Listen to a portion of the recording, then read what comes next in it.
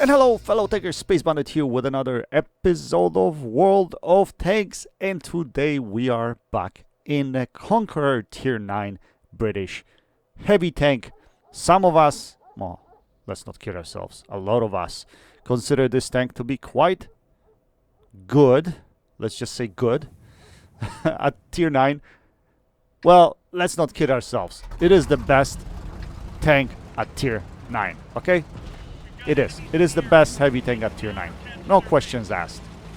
So I only play this tank with one crew skill, guys. One crew skill. That's it. And I decided to 3-mark this tank using one crew skill. I know. It's like subjecting myself to psychological and mental pain that no one else is willing to go through. Why? Why did I decide to do this? I don't know. It's more like a challenge, right? I mean, this tank is good already, as it is. It's a fantastic machine, man. Those of you that don't have it, you gotta get this tank. This is the best tank. I would even call it one of the best tanks in the game. I can't say the best tank in the game, but one of the best tanks in the game. I actually prefer the Conqueror more than a Super Conqueror. Why? Because I think the mobility is a bit better on the Conqueror. The gun behaves very much the same. The only difference is the reload, and obviously the top plate, the hull, is not as strong on the Conqueror as it is on the Super Conqueror. But otherwise, it is an amazing, amazing machine. So, I don't know if this is going to be successful, but I'm going to try to continue on this journey and see if I can actually get to 3 marks. If you guys know me, you know that I don't 3-mark tanks because it's frustrating to me, to be honest. I cannot play the same tank for more than 4 or 5 games and then I get really frustrated. And every time I see a setback, I just, I stop playing the tank. But in this case, I decided to do it because this tank is so good that I think I will be able to do it with just one crew skill. And that crew skill is Snakebite. That's it. Alright, anyway, let's get into the game. This game is going to be fantastic, guys. And this, games in the Conqueror are usually good because I really concentrate playing those games. Obviously, if you're 3-marking, you really want to concentrate. You want to make sure that you make right decisions, so on and so forth. When I play in a Conqueror, that's exactly what I do. I know that this tank can get results and can change complexion of the game like in no time. So I got myself in a really nice position here. The only problem is that there are 2 Arties in play. Now luckily, the Arties and a light tank are in a platoon, and the light tank is on the opposite side of the map. So that gives me some confidence that Arties are not going to be targeting me. So what we're going to do is we're going to try to focus on this side, and so far just support. I don't want to be YOLO'd by light tanks. I can be hit from left side, as you can see, so I'm being really cautious here. But what I'm waiting for is that our team pushes more north. If our team pushes north, it gives me opportunity to do exactly this. So I can get a drop on these guys that are on the bottom and are fighting in a corridor. And I have an advantage because I can use my gun depression. So that's what we're going to do here. And we're going to try to juice these guys as much as we can. Now, as you can see, one of the Conquerors changed his mind and he decided to go after me. And that's okay, because that's the guy with a smaller gun. I would be more afraid of the guy with a bigger gun approaching me, but, it's this guy. So I'm not really that scared of him. I'm going to put a shell into him right there. He bounces his first shell. And we're going to try to engage him here. I think he does have shots on my bottom plate, and that's exactly where he puts his shell. But to be honest, I'm completely disrespecting him. The reason why is, like, take a look at this. I'm covering his shot. He was trying to shoot at our friendly because of his gun. My gun size is so much bigger than yours. Look at that. So then we point our frontal armor towards him. We're going to try to track him here. That doesn't come off because I didn't hit it properly there, but we have shots at his top plate, and from here, with my gun depression, I should be able to put shells into him. So we do, and we take him out of the game. And just like that, we help our guys on the bottom deal with the situation there. Now, the game is going to be close all the way through. And at many points in this game, we are going to be losing. But we're gonna manage to pull it back.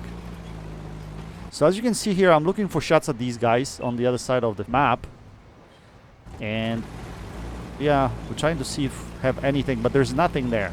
So, and for whatever reason, the team that went up north got annihilated. All of a sudden, they're all gone.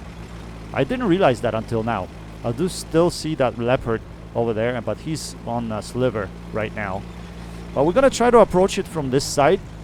And from here, I should have shots across to the middle of the map. Right there, I should be able to start hitting these guys like this E100. But for whatever reason, my gun is gonna start trolling me here. And that usually in every game this happens to me. I don't understand why. I guess, yeah, I don't know. I don't have any explanation for this. But there's always a point in a game when my gun trolls me like a... You know which word I wanted to use there, but I didn't. Anyway, so we're gonna side scrape from here. We see this light tank coming across through the corridor. Thought maybe we can aim a shot at him, but that shot goes low. I think I aimed it a little bit low, to be honest.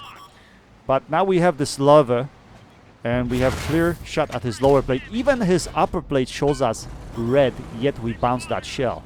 So the RNG says no, and we're gonna load APCR rounds now, so we should be able to go through him right now. I cannot afford not to pen him because the game is too close, and it looks like the light tank is shooting at me from far away over there, but we are angling pretty good, so he cannot put any shells into me. Now this was the only mistake I made in this game, rotating my turret. When you guys are trying to check your behind, lock your turret at all time. Lock it and then turn around and look. I didn't do it here and I got punished. And let's see if that changes complexion of this game later on. Anyway, lever disappears. He decides to disengage. So what we're gonna do is, and this time, see, I'm doing it right here. I'm locking my turret and I'm just gonna back out, looking behind me with my turret locked. That's the way to do it. So we're gonna back out here. We're gonna disengage from this fight. I don't know why my friendlies are moving so slow on the bottom, because when I was fighting lever, I was hoping that they would push up much quicker, but for whatever reason they did not. And they'll be traveling in that little clump, all of them, you'll see, until the end of the game. So we're losing 7 to 10 right now. We have 5 tanks, they have 6 plus 2 arties, which is recipe for disaster, to be honest, on this map. This map is big, open, and arties can take control of the game. But what I was thinking here, okay, I'm relatively full health. I know where the E100 is, right? I trust my skill. I'm like, if I go after E100, I should be able to get rid of him. I still have some APCR rounds left, so that's what I was thinking. But I thought I would catch him from behind, so I could put at least first shell in.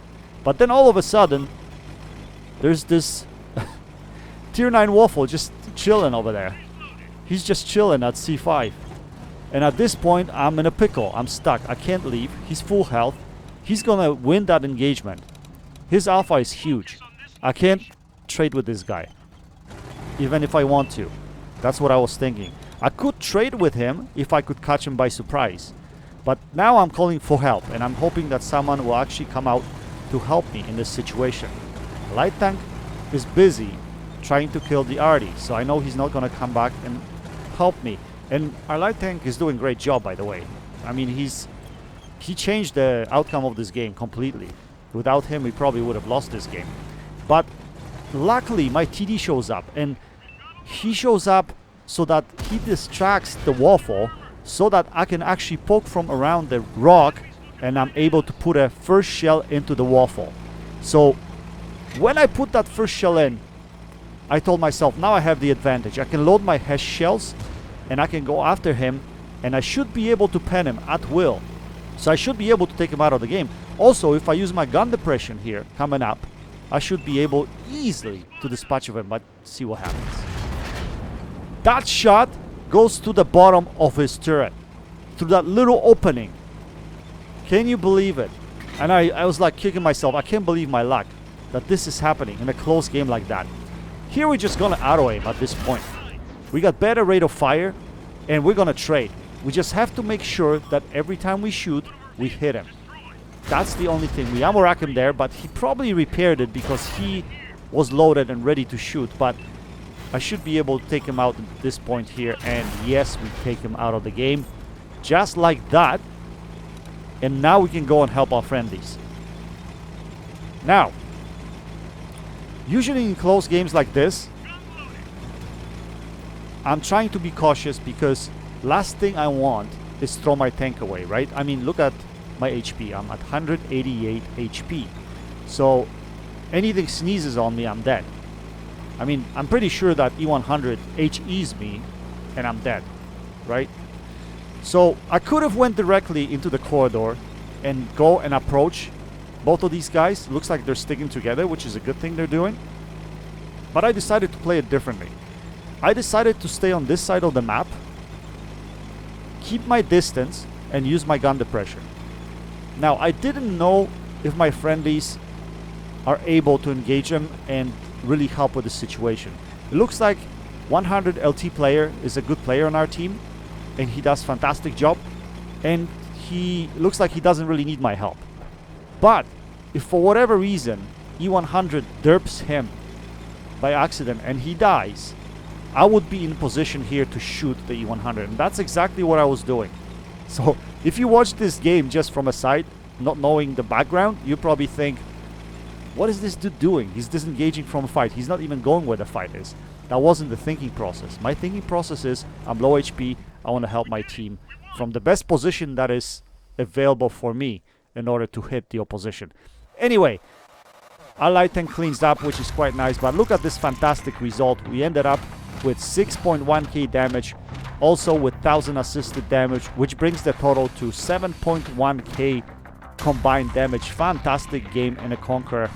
We finished with Mastery Ace Tanker, bunch of medals. Our damage standing was at 87% at that point in time. We finished with 17 hits and 3 kills. Yeah, very nice game. So we finished on top of the team with 1821 base XP, quite nice base XP. T100 LT finished second with 6 kills. He had a top gun. Quite nice game by him.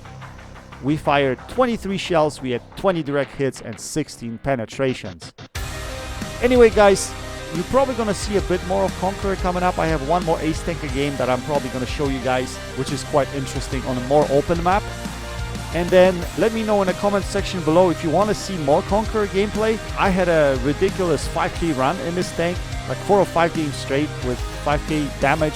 If you're interested to see more, I can post these games on my channel, obviously without comm. But yeah, let me know in the comment section below. If not, then we'll continue with something else. Anyway guys, I hope you enjoyed this video. That's it for now. Until next time, happy tanking. Space Bandit checking out.